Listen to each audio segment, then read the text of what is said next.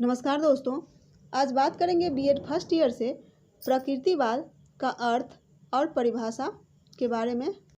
प्रकृतिवाद प्रकृति को ही संपूर्ण सवस्तु मानता है। प्रकृति ही आदि और अंत है।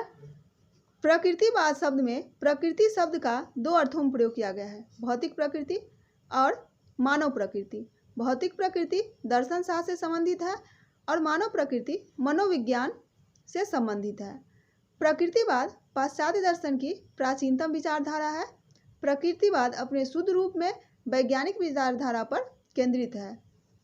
प्रकृतिवाद के अनुसार प्रकृति ही समस्त विश्व की रचनाकार व पालनकार है। प्रकृति ही नियम है और वही नियंता भी है, यानी कि वही नियम बनाता है और बनाने वाला भी वही है और चलने वाला भी वही है। प्रकृति ही साधन है और वही साध्य भी है। प्रकृति ही आदि और प्रकृति ही अंत है, यानी सब कुछ प्रकृतिवादी ने सब कुछ प्रकृति को ही माना है। प्रकृतिवाद के समर्थकों में जो अरस्तु, Comte, Hobbes, Bacon, Darwin, Lamarck, Huxley आदि हैं। प्रकृतिवाद की परिभाषाएं विभिन्न विद्वानों ने दिया है। इनके अनुसार देखते हैं।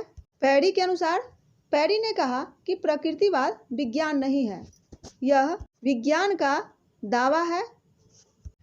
जेम्स बार्ड के अनुसार देखें तो प्रकृतिवाद वह सिद्धांत है जो प्रकृति को ईश्वर से अलग करता है, वही प्रकृति है। यानी कि प्रकृतिवादी ईश्वर को नहीं मानता है, सब कुछ वह प्रकृति को ही मानता है।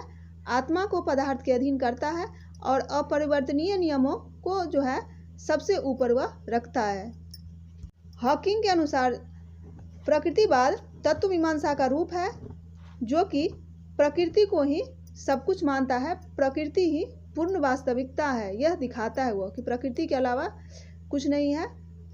परा प्रकृति या दूसरे जगत को अपने क्षेत्र से वह बाहर रखता है। बस इतना ही। तीन विद्वानों का परिभाषा रखिए, या तो हो जाएगा हॉकिंग्स का, जेम्स वार्ड का और पैरी का।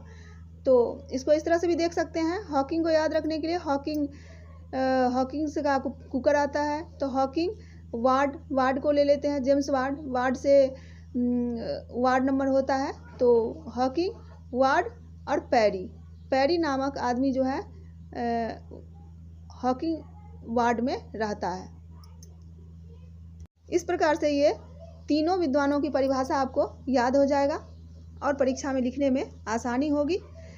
तो ये था प्रकृतिवाद का अर्थ और परिभाषाएं। धन्यवाद। वीडियो आपको अच्छा लगा होगा